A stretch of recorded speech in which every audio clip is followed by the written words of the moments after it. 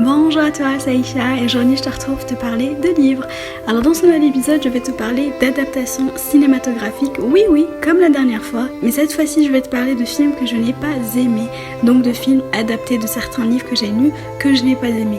Alors j'en ai sélectionné 4, mais ça a été hyper compliqué d'en sélectionner 4. Je sais pas pourquoi, il y en a eu 2 qui étaient évidents pour moi, mais les 2 autres j'ai dû vraiment me creuser les méninges parce que moi je pars du postulat qu'un film, qu'une adaptation est toujours moins bien que le livre de base, parce qu'on peut pas résumer un livre que tu lis en plusieurs heures, voire plusieurs jours, en 1h30 ou 2 heures de temps.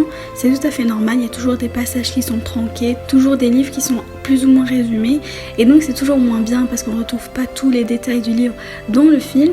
Mais là je vais te parler vraiment de films que je n'ai pas aimés, soit parce que l'adaptation s'éloigne de l'histoire du livre, soit parce que je n'ai juste pas aimé. Mais voilà, sans plus tarder, je te laisse avec l'épisode. Alors pour le premier livre et donc film dont je vais te parler de Et si c'était vrai de Marc Lévy. Faut savoir que Marc Lévy est un des tout premiers auteurs que j'ai lu quand j'ai commencé à lire des romans de grands quoi, et j'aimais beaucoup à l'époque. Je ne lis plus du Marc Lévy maintenant parce que je pense que ça ne me satisferait plus, mais à l'époque j'aimais beaucoup.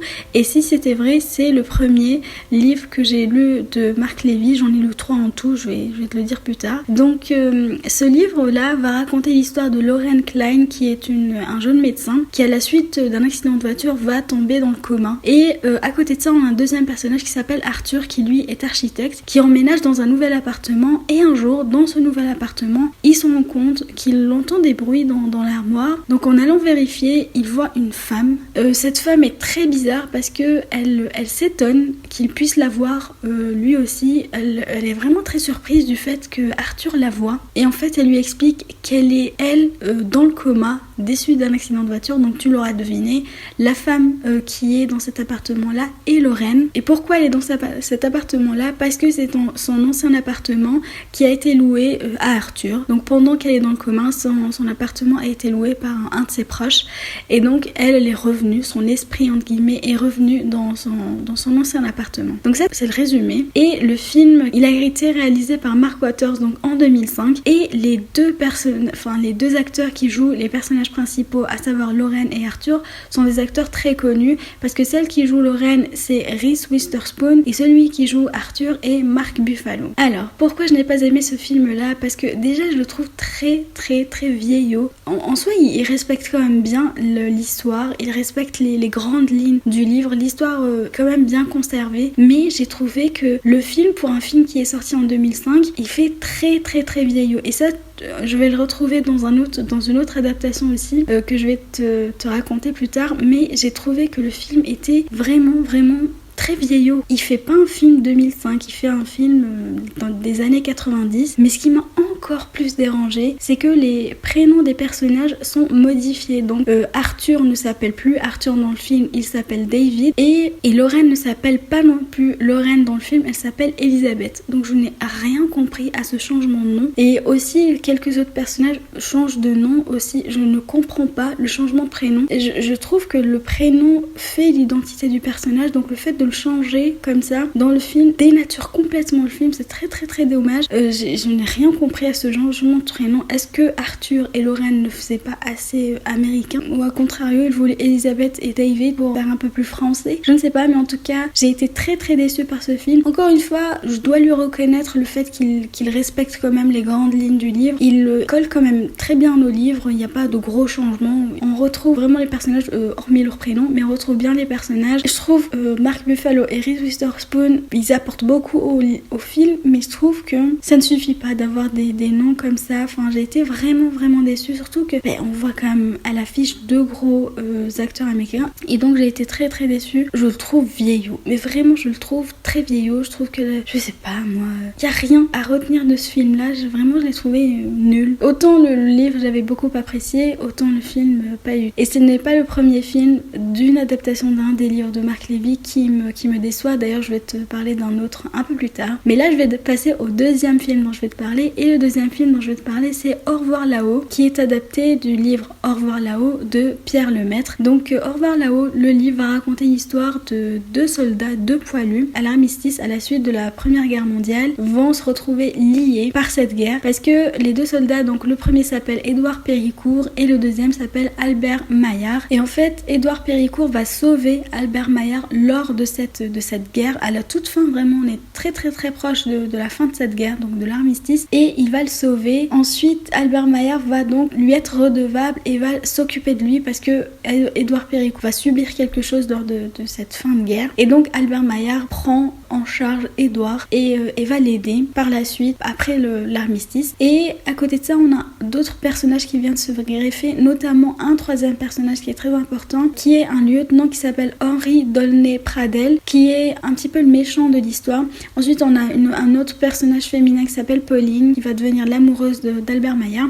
Mais voilà, il y a d'autres personnages qui viennent se greffer qui sont tout aussi intéressants. Alors moi ce livre là je l'ai adoré, mais adoré du début à la fin. J'ai pris énormément de plaisir à le lire. J'ai trouvé l'histoire très intéressante. On nous plonge vraiment dans cette ambiance d'après-guerre assez compliquée, avec une situation économique du pays très compliquée, avec aussi des poilus, donc des gens de l'armée qui sont très affectés par cette guerre, avec peut-être des traumatismes aussi. On a aussi un Édouard Péricourt qui est donc un des deux personnages principaux, qui est très affaibli, dont la vie est en danger. On a un Albert Maillard qui aide Édouard, qui lui doit beaucoup, qui lui doit sa vie, et qui l'aide, qui se sont redevables envers lui, qui se sont aussi coupables envers lui, mais ça il faut lire le livre. J'essaie de ne pas trop donner des détails pour ne pas spoiler, mais ces deux personnages je les ai trouvés très touchants. Édouard est un personnage très excentrique, il est créatif, c'est un artiste, il est vraiment très excentrique, très exubérant, et à côté de ça on a le personnage d'Albert qui est au contraire très timoré, très timide, très effacé, voilà, un peu victime sur les bords, et c'est vraiment quelqu'un de très peureux qui n'a pas beaucoup de courage, et donc le contraste des deux personnages est très intéressant. Alors pour le film, je l'ai trouvé assez bien, je trouve qu'il retranscrit bien l'ambiance du livre, les personnages sont bien choisis. Faut savoir que le livre est sorti en 2017, et alors que je pense que le livre de Pierre Lemaitre est sorti en 2013, donc il y a quelques années qui se sont passées. Il a été réalisé par Albert Dupontel, et d'ailleurs ce même réalisateur a joué le rôle d'Albert Maillard, qui est donc le premier soldat. Ensuite on a Laurent Lafitte, là je te parle de la distribution du film. Laurent Lafitte a joué le personnage du méchant, donc du lieutenant Henri Dolnay-Pradel, et on a Nahuel Pérez Biscavar qui a joué le rôle d'Édouard. On a aussi Mélanie Thierry qui a joué le rôle de Pauline, et donc ce casting là je le trouve assez bien choisi. Je trouve surtout Albert Maillard, donc Albert Dupontel, je le trouve particulièrement réussi, vraiment il colle parfaitement au personnage. Il a vraiment la tête de quelqu'un de lâche non pas vraiment de lâche parce qu'il a il a la notion de l'honneur et du devoir, mais je le trouve je trouve qu'il a une tête de victime, quoi. Voilà, en gros il a vraiment la tête de la victime, et je trouve qu'il correspond bien au personnage, qu'il colle bien à l'idée que je m'étais faite d'Albert Maillard, donc je le trouve parfait. Et sinon Nahuel Pérez, que je ne connaissais absolument pas, je trouve qu'il joue bien Édouard. Alors pourquoi j'ai été déçue par ce film là? Parce que la fin a été changée, et ça pour moi c'est rédhibitoire. Alors faut savoir que dans le livre de Pierre Lemaitre, là je vais spoiler, donc vaudrait mieux que tu zappes genre 15-30 secondes voire 45 secondes, parce que je vais vraiment parler de la fin que je trouve très importante. Alors je vais parler de la fin. Donc dans le livre, Édouard Péricourt, qui est donc l'un des deux personnages, ça fait 15 fois que je le dis, mais il a une relation avec son papa qui est très bien décrite, très bien développée dans le livre, et donc à la fin Édouard Péricourt va mourir, il va mourir percuté par son papa, et j'ai trouvé cette fin là hyper symbolique. Je trouvais qu'elle avait beaucoup de sens, qu'elle coulait de source, qu'elle était vraiment très symbolique, et cette fin là est changée dans le film, parce que dans le film Édouard, qui vers la fin de l'histoire vit dans une suite, dans un grand hôtel, va sauter du balcon donc pour se suicider, et je trouve ça beaucoup moins symbolique. Je trouve que ça dénature complètement la fin de l'histoire, surtout que la fin de l'histoire, c'est vraiment avec ça qu'on ressort d'un livre, c'est par sa fin qu'on ressort du livre, c'est la fin qui nous laisse cette impression qu'on a du livre. Et je trouve ça très très dommage d'avoir changé ce point de vue-là, d'avoir changé ce point-là en particulier. Enfin, ils auraient pu changer beaucoup de choses dans le milieu, mais pas ça. Ça, je trouvais que c'était hyper important, que ça avait tout son sens, que c'était vraiment la chose qui donnait toute sa beauté au livre, qui vraiment clôturait bien l'histoire. Mais malheureusement, ça a été changé dans le film. J'ai trouvé ça très très très dommage et c'est ça qui m'a surtout déçue. Et ils ont raté ça. J'aurais préféré qu'ils gardent la fin du livre. C'est vraiment vraiment vraiment dommage. Sinon, le film respecte bien l'histoire, comme je te disais. Et donc voilà, j'ai trouvé que ça avait dénaturé complètement la fin de l'histoire, ce qui est très très très dommage, mais bon, c'est comme ça, hein. Donc voilà, c'est ça qui était surtout déceptif pour moi, c'est que la fin n'ait pas été respectée. Je comprends pas pourquoi. D'ailleurs, je comprends pas pourquoi Pierre Lemaitre n'a rien dit. Mais bon. Le troisième livre dont je vais te parler, c'est Mes amis, mes amours de Marc Lévy, et le film s'appelle aussi Mes amis, mes amours. Alors, c'est l'histoire d'Antoine et Mathias, qui sont deux meilleurs potes de très longue date, depuis l'enfance. Antoine est papa d'un petit garçon, il est architecte à Londres, et donc il vit à Londres. Il va essayer de convaincre Mathias, qui est son meilleur pote, qui vit à Paris. Lui, il est vendeur dans une librairie à Paris, d'emménager à Londres pour se rapprocher de sa fille, parce que Mathias est séparé de son ex-compagne et donc il est éloigné de sa fille vu qu'elle vit à Londres, et donc il va se rapprocher de sa fille, et ce qu'il va faire, c'est qu'il va décider d'emménager avec Antoine, d'emménager dans le même appartement, dans le même espace, et donc voilà, toute l'histoire va découler de ce choix-là d'emménager ensemble. Donc Mathias va trouver une librairie qu'il va racheter et dont il va prendre la gérance, et Antoine est toujours architecte à Londres, donc tout se passe bien. Voilà, il y a une série d'événements qui vont se passer comme ça, avec différentes rencontres, avec aussi des événements avec leurs enfants respectifs et aussi avec eux. Donc j'ai trouvé que le livre était très intéressant. Encore une fois, c'est un livre que j'ai lu il y a très très très très très longtemps, mais que j'ai trouvé très chouette. Voilà, c'est une très belle aventure amicale, ça parle d'amitié, d'amour aussi, ça parle de un petit peu de dépassement de soi. J'ai beaucoup aimé ça, j'ai trouvé ça très touchant. Voilà, l'amitié entre Antoine et Mathias, je l'ai trouvée extrêmement touchante. Il y a d'autres personnages qui viennent évidemment comme à chaque fois. Les personnages secondaires aussi sont assez attachants, sont très intéressants. Donc j'ai bien aimé le livre, moi j'avais beaucoup aimé. Je me rappelle que j'avais un peu moins aimé que Et si c'était vrai et vous revoir de Marc Lévy. Mais je l'avais quand même beaucoup apprécié, j'avais apprécié ma lecture. Par contre, je me rappelle être restée un petit peu sur ma faim à la fin du livre. Parce qu'il y avait un petit détail avec le libraire qui n'avait pas été abordé, en tout cas qui n'avait pas été expliqué entre guillemets. Par contre, j'étais restée un petit peu sur ma faim en terminant le livre, parce qu'il y avait un détail avec le libraire à qui Mathias rachète la librairie à Londres. Il y a un petit détail qui n'a pas été expliqué ou qui n'a pas été développé vers la fin, et donc on reste avec un point d'interrogation comme ça. C'est clairement voulu de la part de Marc Lévy, parce que c'est fait en sorte qu'on comprenne que c'est voulu, mais c'est très frustrant, surtout quand on a 13 ans.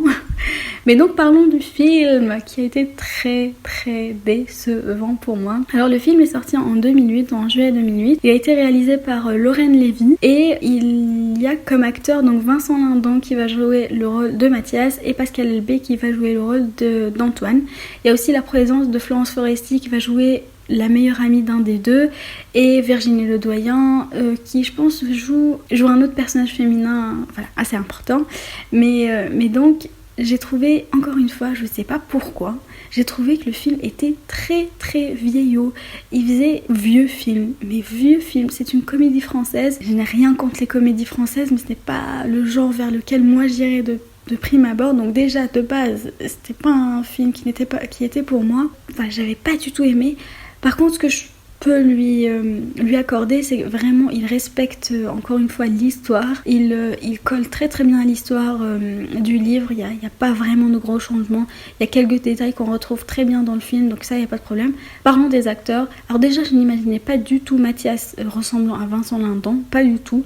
Je les imaginais beaucoup plus jeunes. Et Mathias et Antoine, voilà, ni Pascal Elbé ni Vincent Lindon, je les trouvais corrects, disons.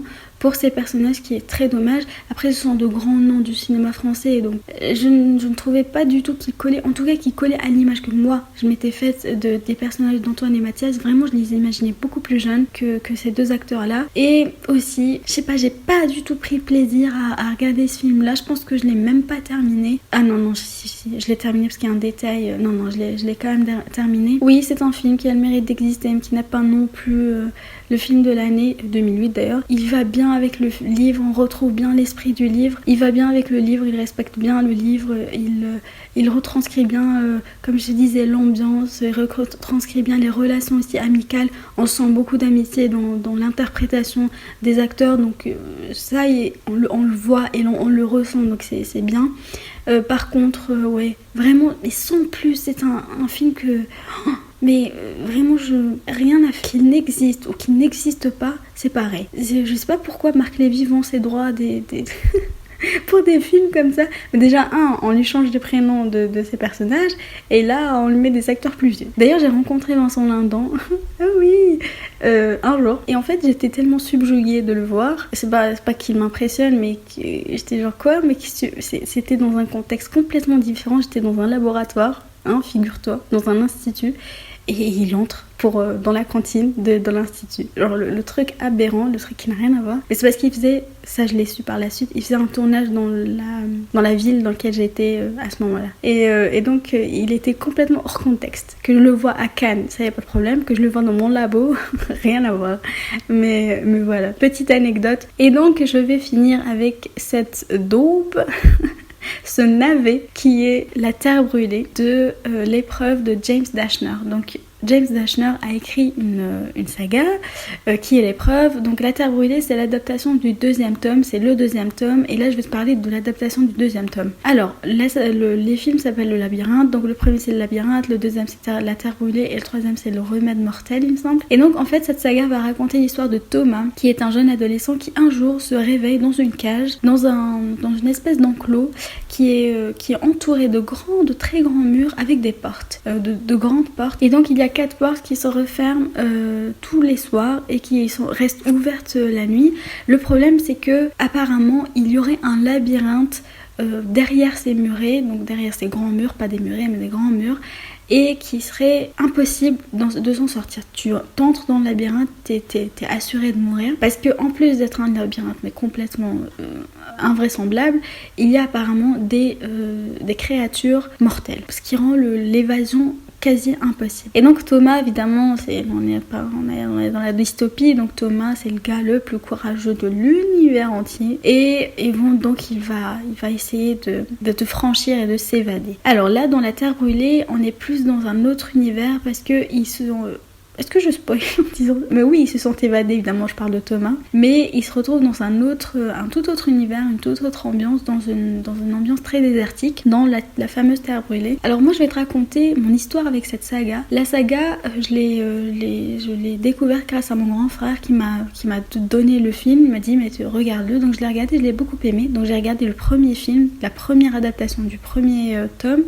qui s'appelle Le Labyrinthe, et j'avais beaucoup aimé. Et donc je me suis dit, comme les 2 tomes suivants n'ont pas encore été adaptés, lis-les, comme ça quand ils seront adaptés tu regarderas. Donc je lis je me procure La Terre brûlée, je la lis, j'aime bien, c'est très intéressant, je trouve qu'il y a beaucoup d'événements, donc il se passe beaucoup de choses, c'est très...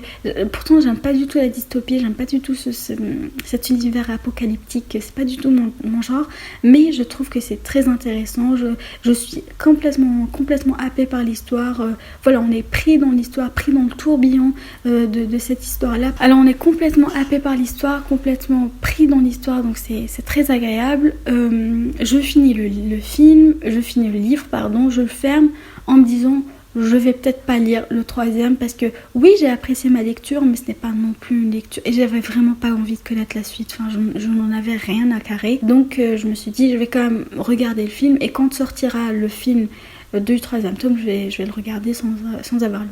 Donc je regarde le film sort, je le regarde, et là je n'ai rien compris. Il faut savoir que ce film, qui a été donc adapté, je dis bien adapté, pas inspiré, mais adapté du 2e tome de James Dashner, n'a rien à voir. En fait, la seule chose en commun entre le livre et le film, c'est le nom. donc la terre brûlée. Mais sinon ça n'a strictement rien à voir. Ils ont pris complètement un autre angle de vue, un autre parti pris, ça... Je n'ai rien compris au film parce que ça n'avait rien à voir. Encore une fois, je le dis pour la 458e fois. Mais c'est vraiment dommage. En fait, il y a, hormis l'ambiance désertique, hormis le grand désert, enfin cette grande plaine désertique, il n'y a rien en commun. Mais en plus de ça, et ça je l'ai vu dans le livre, Thomas... Mais quand on en parle de Thomas, il est chiant au possible, il est agaçant, il est frustrant, on a envie de le secouer toutes les 2 secondes et demie. J'ai détesté ce personnage-là, enfin pas détesté, mais il m'a vraiment fait... Je ne comprends pas comment peut-on imaginer un personnage aussi... Vraiment, mais il me dépecte, mais vraiment ce personnage-là me sort par les trous du nez, je n'ai pas du tout aimé. Et alors là, parlant du personnage qui est Teresa, donc un autre personnage de jeune demoiselle, qui est donc, évidemment, tu devines qu'il y a frotti-frotti entre les deux, mais elle est tout aussi agaçante, tout aussi chiante, tout aussi...